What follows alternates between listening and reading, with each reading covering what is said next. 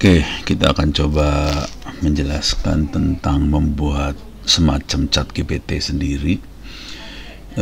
Ini saya sudah membuat 2 server. Jadi sebelumnya saya udah bikin server Ubuntu 24.04 nggak diisinya apa-apa. Ini makhluknya nih, speknya kira-kira kayak gini. Saya kasih lihat. Aduh, memorinya saya bikin besar banget karena untuk bisa jalan lama buat bikin kayak chat GPT. Model yang paling kecilnya yang lumayan oke. Ada beberapa sih, saya pakainya Llama 3, itu butuh minimal memori 6 GB. Jadi saya kasih di sini 23 GB. Jadi masuk. Kalau di bawah itu kacau. Kalau kita kasih, kemarin saya kasihnya cuma 4 GB memorinya, nggak bisa jalan langsung. Terus prosesornya saya kasih sebanyak mungkin, core-nya dikasih 4 core. Oke. Terus networknya bridge. Harddisknya nggak gede sih sebenarnya. Harddisknya mana dia? Storage. Ini harddisknya cuman dikasih 42 GB. Jadi cukup aja lah segitu. Cuman kalau kita mau pakai model yang besarnya, cuman itu lebih lemot. Kayaknya ini nggak cukup, butuh mau saya sekitar 100 gigaan kayaknya. Jadi harddisk bukan isu kalau kita mainan kayak chat GPT. Nah di sini saya udah kopikan, kemudian udah saya install sih sebenarnya. Settingannya kira-kira seperti ini. Memori 23 GB, prosesornya sama 4 GB, networknya bridge, storage cuman yang tadi. Oke, tadi udah diinstal. Saya akan jalankan ini, terus saya kasih lihat cara installnya. Start.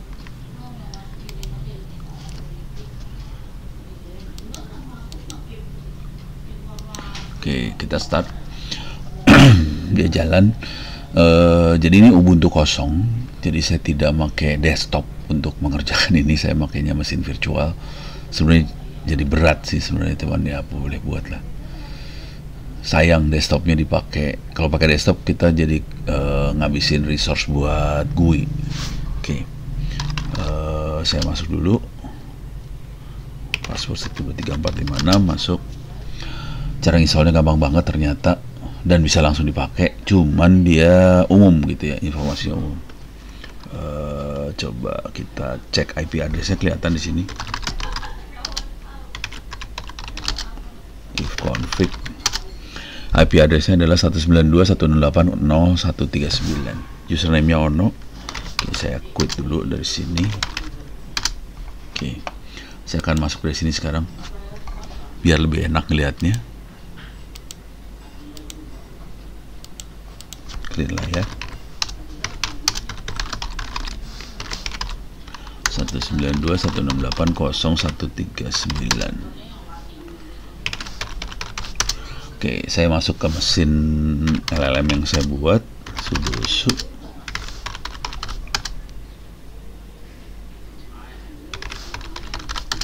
apt update. Oke, nah, ini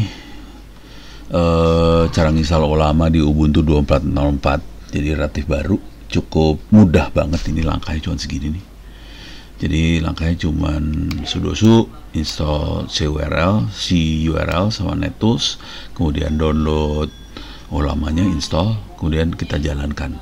Yang bakal lama yang ini doang, karena dia nginstall model Llama 3. Ada beberapa model yang bisa kita pakai. Saya pakai Llama 3, tapi kalau mau nyoba bisa nyoba model-model yang lain, nggak masalah. Cuman dia butuh harddisk lebih gede aja buat nyimpen modelnya tadi. Ini besarnya nggak besar, cuman sekitar berapa, 7 GB apa berapa lah, lupa. Jadi nggak gede banget, jadi masih cukup buat mainan. Kalau buat nyoba sih bisa model, ada model yang kecil, tapi itu kalau nggak salah bahasanya bahasa ajaib tuh, bahasa Thailand atau bahasa mana nggak tahu dah. Oke, udah gitu kita supaya hidupnya enak, saya juga install ini web UI. Oke, kita akan install ini, ngasih lihat aja. Ini sudah diinstal, jadi nggak perlu dikerjakan. Ini udah keinstall sebetulnya tuh, udah newest tools. Kemudian coba kalau saya kerjakan ini lagi, berefek nggak ya? Ini udah diinstal sih sebenarnya, lamanya udah diinstal. Tapi kalau saya install ulang gimana dia? Komplain nggak dia? Coba tes aja, ini banget tes aja ya. Wih, dia install ulang, bego ya. Udah keinstall sih sebenarnya.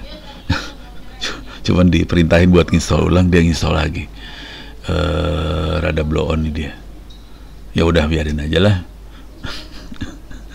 Ternyata nggak pintar-pintar amat skripnya. Jadi dia nggak ngecek apakah lamanya masih ada atau enggak. Tapi nggak apa-apa, kita install.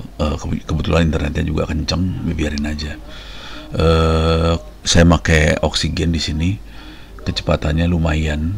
Nggak pernah saya cek sih sebenarnya. Dengan kecepatan lumayan, cuman nanti yang install modelnya lumayan lama dia. Kemarin dengan kondisi nggak ada traffic di jaringan, dia butuh waktu sekitar 10 menitan buat download modelnya. Jadi lumayan aja. Ini kelihatan buat lamanya sendiri butuh waktu buat install mungkin semenit kali ya, semenit 2 menitan ini. Lumayan. Oke. Coba kita jalankan install modelnya. Ini lama baru. Dia tahu nggak modelnya udah diinstal? Kalau dia tahu berarti kita selamat, karena kalau nggak saya harus butuh waktu lama buat install lagi. Lama tanpa di sini saya yang terakhirnya saya pakai Open Web UI, itu Web UI ya, User Interface. Itu ini optional kalau yang ini ya. Ini optional aja, atau harus saya tulislah optional. Optional. Ini pilihan aja supaya user bisa akses pakai grafik aja. Dan nanti ada admin, ada user biasa di situ. Si admin harus approve user. User yang pertama login itu admin. User selanjutnya itu user biasa. Si admin harus nge-approve kalau user biasanya bisa masuk atau enggak. Kira-kira kayak gitu sih. Oke, ini coba kita lihat. Oke, udah berhasil ke-install. Dan dia deteksi tidak ada GPU baik NVIDIA atau AMD. Lama akan run dengan CPU aja, bisa jalan, nggak usah khawatir. Sekarang untuk jalanan ini saya sebagai user biasa harus jalankan. Kalau saya jalankan run lama 3, kalau lama 3-nya belum ada, dia download sih sebenarnya. Coba kita exit dulu ya. Oke, saya user biasa sekarang. Saya run lama 3-nya. Oke, dia nggak download. Berarti dia bisa lihat lama 3-nya sudah ada dan bisa kita langsung interaksi sama lamanya. Oke. Tapi ini kita pakai mode-nya mode command line. Nah, web UI-nya itu memungkinkan kita berinteraksi langsung sama si lamanya lewat web nanti. Oke. Harusnya web UI-nya juga langsung udah jalan sih sekarang. Tapi kita coba pakai command line dulu ya. Kita kasih perintah-perintah yang lucu-lucu. Dan dia punya keterbatasan, modelnya cuma 7 billion word di situ, jadi terbatas sih sebenarnya. Tapi cukup buat proof of concept aja bahwa dia jalan. Nah, biasanya kalau kita mainan untuk lokal, kita perlu kasih konteks tambahan, informasi tambahan untuk ini udah bisa kita pakai. Ada kata-kata send a message, misalnya saya kasih perintah gini, siapakah Presiden Indonesia? Oke. Dia nyari, saat ini dia tahu Presiden Indonesia adalah Joko Widodo. Jokowi. Oke.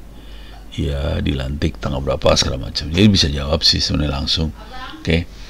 Karena ini adalah, jadi si lama 3 itu pengetahuan umum aja sih. Tapi ini jadi bagus buat sekolahan. Jadi buat sekolah itu jadi menarik gitu ya. Oke. Ini saya jadi mikir saya akan masukin ini di ini sih apa sih sebenarnya? Di internet offline, server internet offline, jadi menarik soalnya. Lucu. Tapi dia bodoh ya. Jangan khawatir, dia tuh blow on sih sebenarnya. Bisa halusinasi. Coba, siapakah Manakah ono web Purbo? Oke. Ini nanti saya kasih tahu salahnya dia di mana nih. Pasti ada salah sih sebenarnya. Seorang pakar teknologi informasi, walaupun saya nggak suka disebut pakar, dan pendidikan serta aktivis sosial Indonesia. Namanya sangat dikenal di kalangan masyarakat Indonesia karena perannya dalam itu masih mungkin agak benar, walaupun saya nggak terlalu suka sebetulnya di Indonesia. Oke. Nah ini bisa salah nih dia. Founder dari ini Yayasan Jurnalisme Independen. Ngaco. Ini kita nyebutnya halusinasi. Pendiri Sekolah Tinggi Teknologi Surya, ngaco lagi, halusinasi lagi. Dia juga dikenal sebagai Bapak Linux Indonesia. Enggak juga sih kayaknya. Ya saya pakai Linux sih. Pengembang komunitasnya memutuskan untuk pensiun dari dunia bisnis pada tahun 2000. Ngaco, saya nggak pernah punya usaha sebetulnya, jadi ini halusinasi lagi. Tapi keren loh halusinasinya, maksudnya kita bisa ngelihat kayaknya bener gitu. Jadi figur inspiratif bagi dalam beberapa tahun terakhir. Oke, Purbo lebih fokus pada kegiatan penulisan dan mengajar.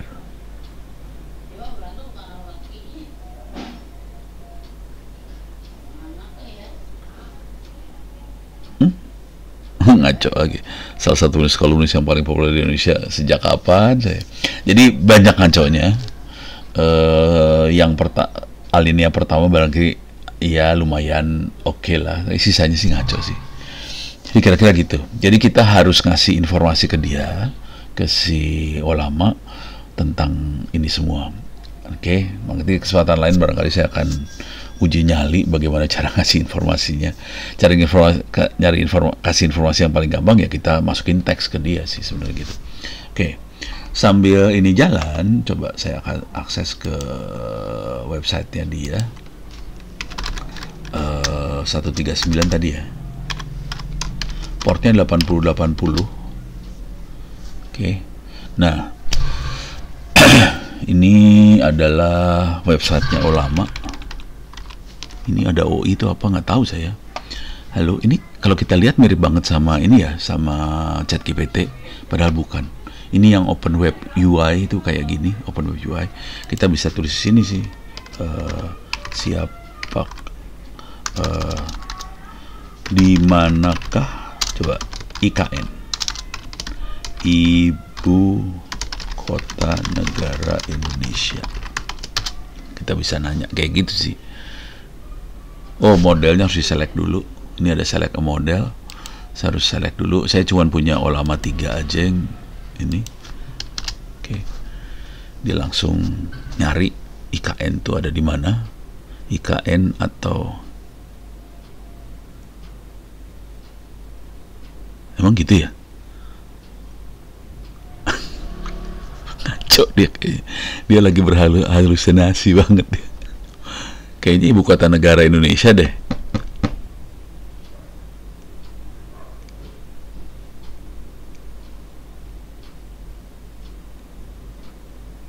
Ibu kota merujuk pada ikannya dari di Bogor.